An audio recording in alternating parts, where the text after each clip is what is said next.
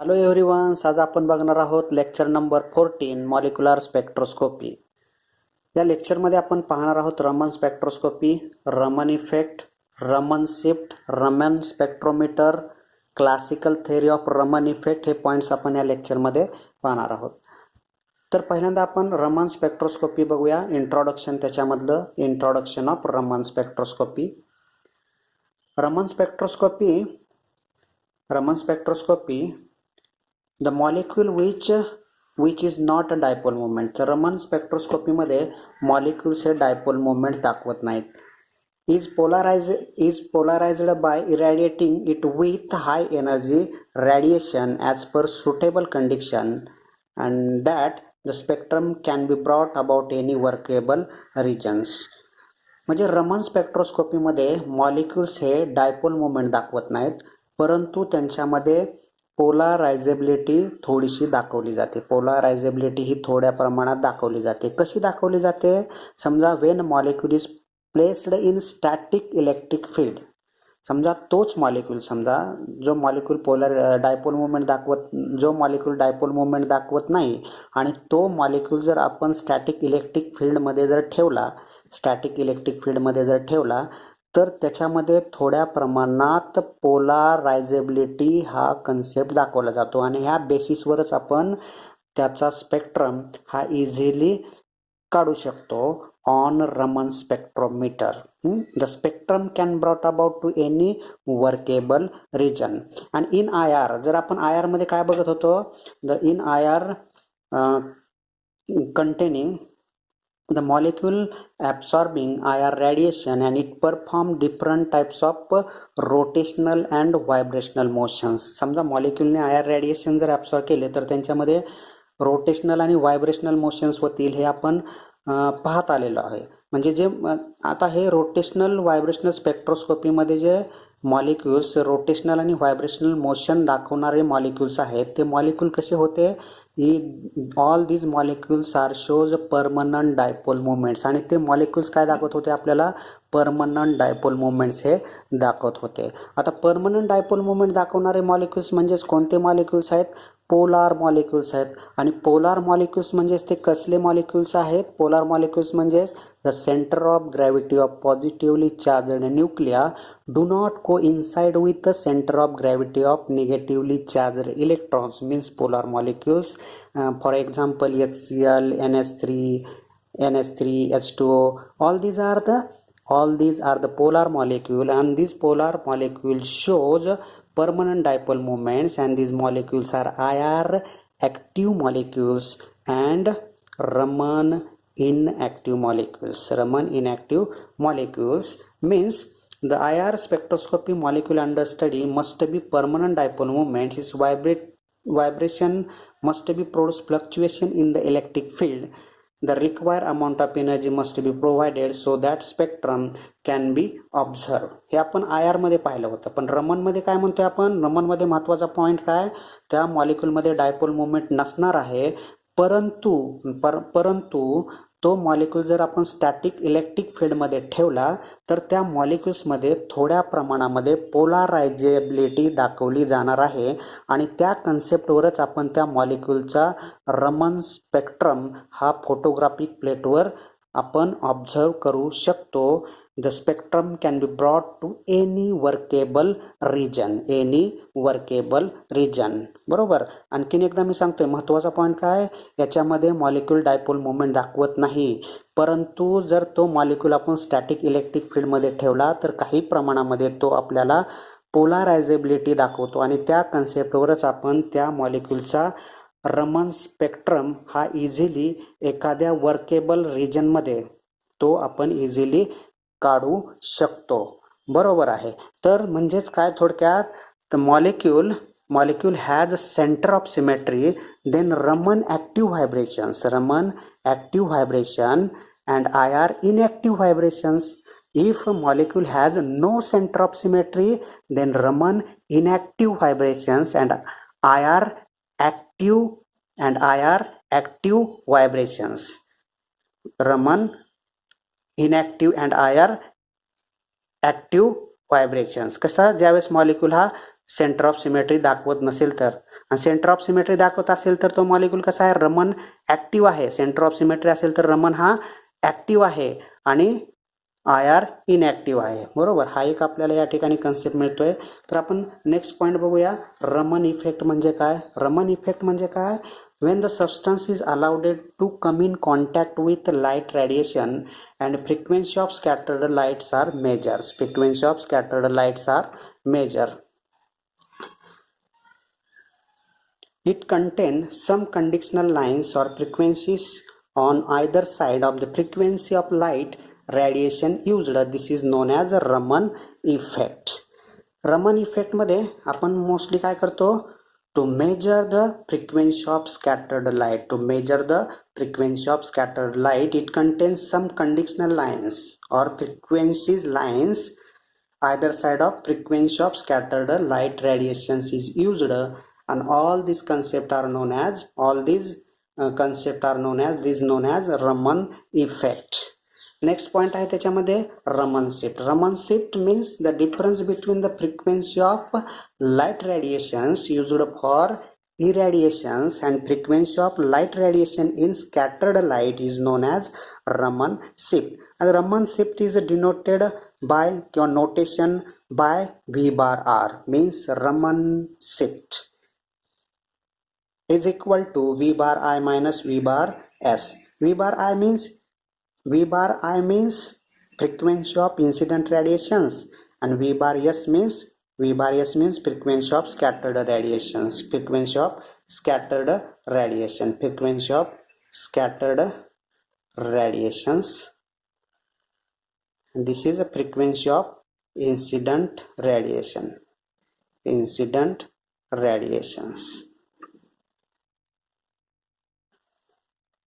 हे हा पॉइंट तुम्हाला समजला असेल तर नेक्स्ट पॉइंट आपण बघूया. Raman spectrometer. Raman spectrometer containing Raman tube, light filter, lamp and photographic plates. The Raman spectrometer is based upon measurement of scattered light as a result of interaction with the molecule. It consists of a horn-shaped tube 1 to 2 centimeter in diameter and 25 to 30 centimeter in length. This horn-shaped tube or sample tube containing cold mercury water as shown in figure.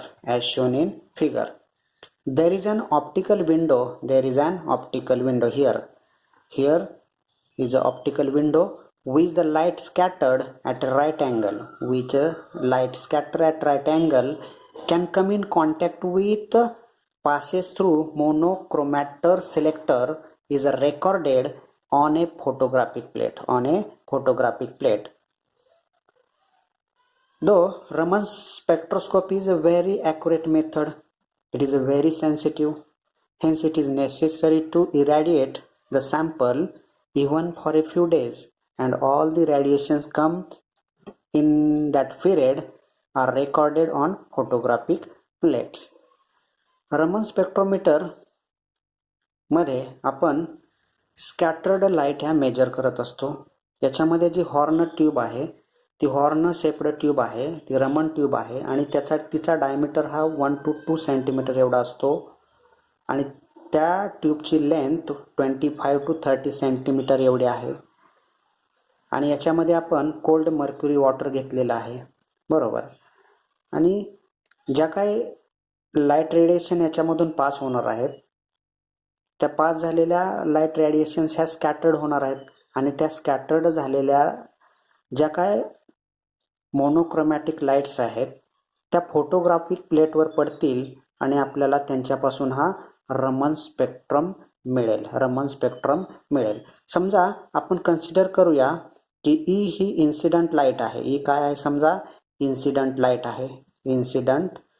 आहे आणि E dash ही scattered light आहे. आपण consider करूया E dash ही scattered light आहे. तर आपल्याला त्यांचा जो स्पेक्ट्रम मिळणार आहे फोटोग्राफिक प्लेटवर समजा आपल्याला स्पेक्ट्रम दाखवायचा झाला, स्पेक्ट्रम या ठिकाणी आपण त्यांचा स्पेक्ट्रम दाखवूया. बरोबर. हे स्पेक्ट्रम दाखवत असताना हा मधला जर समजा हा स्पेक्ट्रम आहे तो समजा रे लाईटचा स्पेक्ट्रम आहे. म्हणजे या ठिकाणी काय आहे, incident light is equal to scattered light आहे. Incident light is equal to काय, या ठिकाणी स्कॅटर्ड लाईट आहे. म्हणजेच याला काय म्हणतो आपण, याला काय म्हणतो आपण, रे लाय असं म्हणतो. याला काय म्हणतो आपण, रे लाय, रे लाय असं म्हणतो. हे सगळं आपल्याला फोटोग्राफिक प्लेटवर मिळणार आहे. हा फोटोग्राफिक प्लेटवर आपल्याला काय मिळणार आहे, स्पेक्ट्रम. फोटोग्राफिक प्लेटवर आपल्याला हा स्पेक्ट्रम मिळणार आहे. तर या ठिकाणी समजा ज्या काही लाईट्स आहेत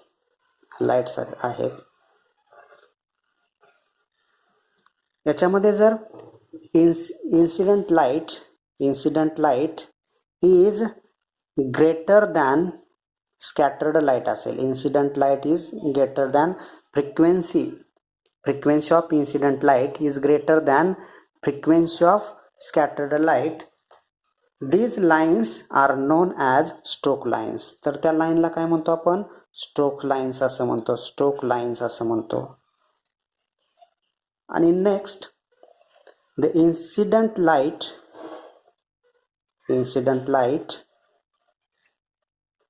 is smaller than scattered light. Incident light smaller than scattered light is known as anti-stroke line. Anti-stroke lines. त्यावेळेस काय असतील, अँटी-स्ट्रोक लाईन्स असतील. बरोबर. त्या ठिकाणी काय असतील, अँटी-स्ट्रोक लाईन्स असतील. म्हणजेच ज्यावेळेस स्ट्रोक लाईन्स असतील त्यावेळेस scattered photon will have lower energy.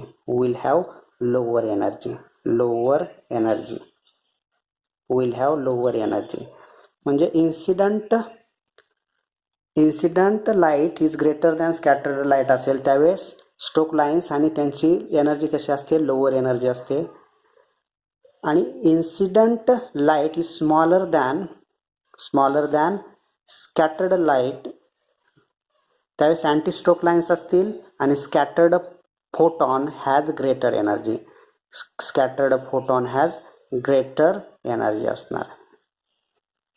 Scattered photon having greater energy.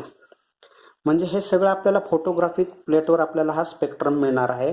आणि तो स्पेक्ट्रम आपण या ठिकाणी दाखवलेला आहे. Stroke lines, anti stroke lines आणि रे लाईन्स वगैरे.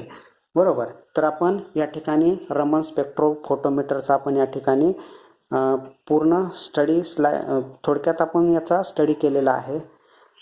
तर हे तुम्हाला समजलं असेल. त्यानंतर नेक्स्ट पॉईंट बघूया आपण, classical theory of Raman effect. Classical theory of Raman effect, polarizability theory for Raman effect. In classical theory of Raman effect, consider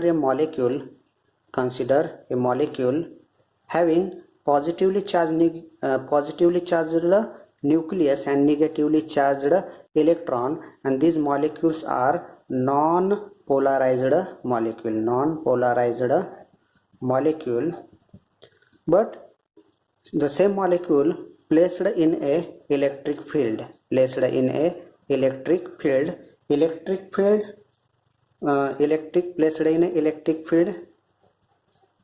means static electric field containing positive pole and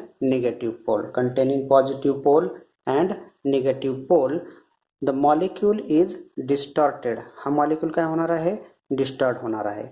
distortion कसं होणार, इट सफर some distortion. The positively charged nuclei attract toward negative pole of field, and negatively charged electrons attract toward positive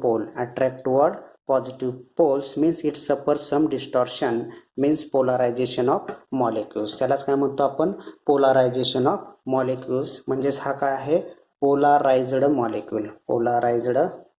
molecule in presence of static electric field. The separation of charges center causes a induced electric dipole moment. Mu is a induced dipole moment.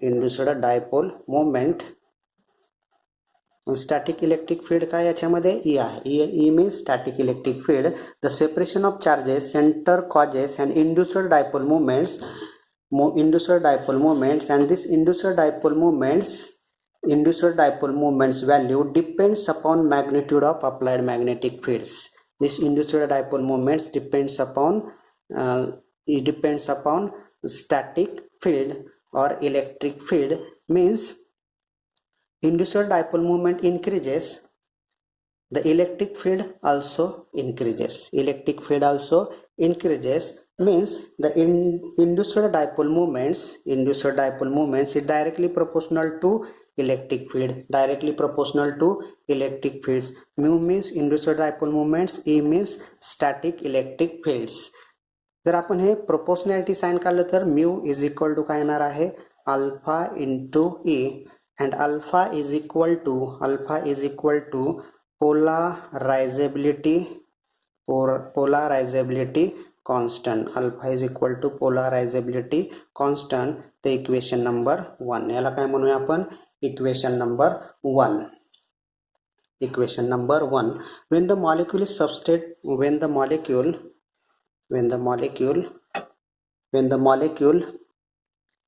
is subjected to beam of radiation, when the molecule subjected beam of radiation, therefore the electric field is equal to E0 sin 2 pi V into T. Means electric field is equal to E0 sin 2 pi V into T, and the induced dipole moment mu is equal to, therefore induced dipole moment mu is equal to, put the value E, means put the value E in equation 1.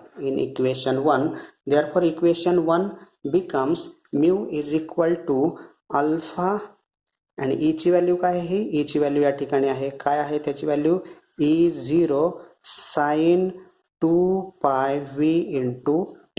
ही या ठिकाणी आपलं equation number काय येईल, हे equation number 2. But the polarizability constant alpha is equal to alpha 0 plus beta sin 2 pi V vibratory motion into T. Alpha is equal to polarizability constant, a vibrational frequency which changes the polarizability, means polarizability constant alpha is equal to alpha 0 plus beta sin 2 pi V vibratory into T. Put the value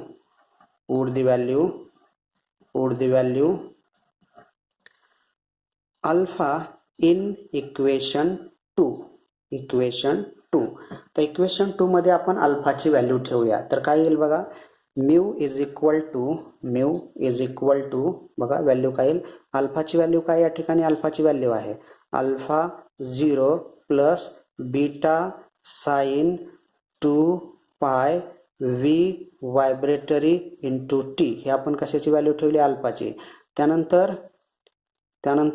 he value कशाची आहे, E ची आहे, E0 sine 2 pi v into T. ही आपण त्याची value याच्यामध्ये ठेवलेली आहे. तर याच्यामध्ये काय करूया आपण, हे इक्वेशन आपण सिम्प्लिफाय करू, अल्फा 0 न याला मल्टिप्लाय करू. तर काय येईल, alpha 0 E0 sine 2 pi v into t प्लसला प्लस साइन. त्यानंतर या टर्मने आपण याला मल्टिप्लाय करू, means beta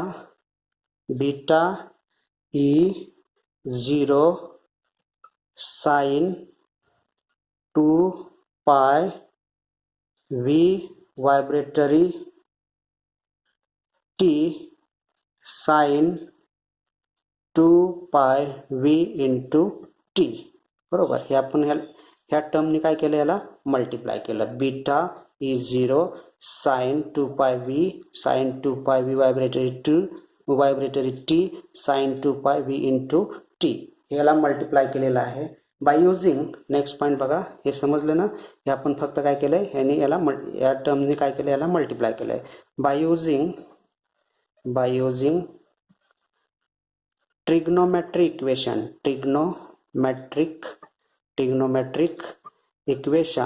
trigonometric equation sine A into sin b is equal to 1/2 cos a minus b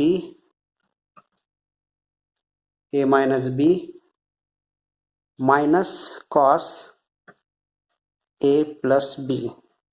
तर हे आपण या ठिकाणी यूज करायचे. तर याच्यामध्ये साइन ए साइन बी कोणता आहे, तर साइन ए ही व्हॅल्यू आहे आणि साइन बी व्हॅल्यू ही आहे. बरोबर. साइन 2 पाय व्ही वायब्रेटरी, साइन वायब्रेटरी आणि साइन 2 पाय वायब्रेटरी आपण हे बाजूला घेणार आहे याच्यामध्ये. तर इक्वेशन सिम्प्लिफाय केल्यानंतर इक्वेशन काय येईल ते बघा. अल्फा इज इक्वल टू ही टर्म्स आपण आहे तशी लिहायची आहे.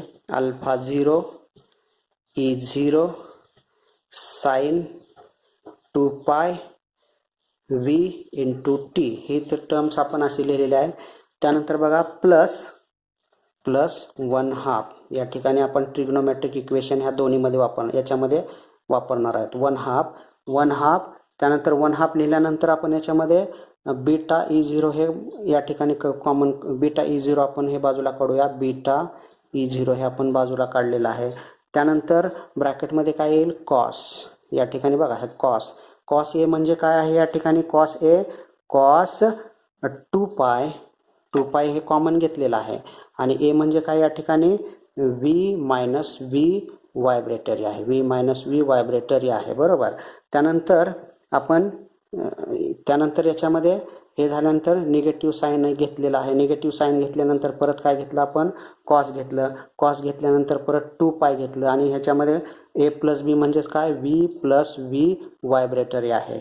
बरोबर, व्ही वायब्रेटरी. आणि या ठिकाणी टी राहिलेलं आहे, ते आपण काय करूया, या ठिकाणी लिहूया. हे इक्वेशन येईल आपलं. हे इक्वेशन म्हणजेच काय असणार आहे, हे इक्वेशन्स म्हणजेच काय असणार आहे, हे अल्फाचं इक्वेशन असणार आहे टोटल. सॉरी, हे इक्वेशन कशाचं असणार आहे, म्यूचं इक्वेशन असणार आहे. इंड्युस्ड डायपोल मुवमेंटचं इक्वेशन असणार आहे. हे इंड्युस्ड डायपोल मुवमेंटचं काय असणार आहे, इक्वेशन आपलं हे असणार आहे. तर याच्यामध्ये जर आपण बघितलं, v plus v vibratory is equal to oscillating dipole frequency, oscillating dipole frequency. But beta is equal to जर 0 असेल, याच्यामध्ये बीटा इज इक्वल टू समजा ही व्हॅल्यू जर समजा 0 असेल, बीटा इज इक्वल टू 0 असेल, तर त्यावेळेस काय असतं, त्यावेळेस काय असणार, the same is a true rotation, means the dipole oscillate only, frequency of the incident radiations is a true rotation होईल त्याच्यामध्ये. म्हणजे बीटाची व्हॅल्यू 0 असेल तर त्याच्यामध्ये ट्रू रोटेशन होईल. तर it is observed that in order to Raman active a molecule rotation or vibration must be cause some change in component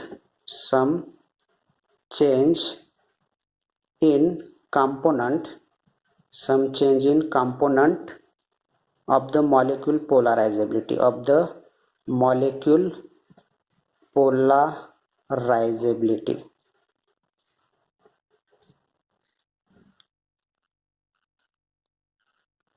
तर ह्या कन्सेप्टमध्ये तुमच्या लक्षात आलेलं असेल. तर पहिल्यांदा आपण काय केलेलं आहे, आणखीन एकदा समजावून सांगतो. याच्यामध्ये पहिल्यांदा आपण काय केलेलं आहे, तर पहिल्यांदा आपण mu is equal to alpha into E हे डिराईव्ह केलेलं आहे. इंड्युस्ड डायपोल मुवमेंट काढलेला आहे. इंड्युस्ड डायपोल काढल्यानंतर आपण इलेक्ट्रिक फील्डची व्हॅल्यू या ठिकाणी काढलेली आहे. इलेक्ट्रिक फील्डची व्हॅल्यू आपण ही या ठिकाणी काढलेली आहे. इलेक्ट्रिक फील्डची व्हॅल्यू काढल्यानंतर आपण परत अल्फाची व्हॅल्यू काढलेली आहे. अल्फाची व्हॅल्यू या ठिकाणी काढलेली आहे आणि ह्या दोन्ही व्हॅल्यू ह्या इक्वेशनमध्ये ठेवलेल्या आहेत आणि हे इक्वेशन आपलं या ठिकाणी आलेलं आहे. इक्वेशन नंबर 3 आलेला आहे आणि इक्वेशन 3 या ठिकाणी यांनी या टर्मला मल्टिप्लाय केलं, या टर्मनी या टर्मला मल्टिप्लाय केल्यानंतर आपलं हे इक्वेशन नंबर 4 आलेलं आहे. बरोबर. आणि इक्वेशन 4 मध्ये आपण trigonometric equation sine A sine B 1/2 cos A minus B minus cos A plus बी हे यूज केलेलं आहे. त्यानंतर ही टर्म्स आपण आहे तशी ठेवलेली आहे. म्यू इज इक्वल टू, तसंच ही टर्म्स आहे तशी ठेवलेली आहे आणि या टर्ममध्ये आपण ट्रिग्नोमेट्रिक इक्वेशन अप्लाय केलेलं आहे. तर आपलं हे ट्रिग्नोमेट्रिक इक्वेशन या ठिकाणी आलेलं आहे आणि याच्यामध्ये V plus V vibrator is equal to काय असतं, ऑसिलेटिंग डायपोल फ्रिक्वेन्सी आहे आणि बीटाची व्हॅल्यू 0 असेल तर ट्रू रोटेशन होईल, त्याच्यामध्ये रोटेशन होईल. म्हणजेच आपल्याला काय मिळतोय, एक जनरल रूल मिळतोय आणि तो म्हणजे काय, in order to Raman active molecule rotation or vibration must be some change in components of a molecule polarizability. तर आपण या ठिकाणी हा कन्सेप्ट तुम्हाला समजला असेल. हे तुम्ही व्यवस्थित सॉल्व केल्यानंतर, तुम्ही स्वतः सॉल्व केल्यानंतर हे तुम्हाला आणखीन चांगलं समजेल.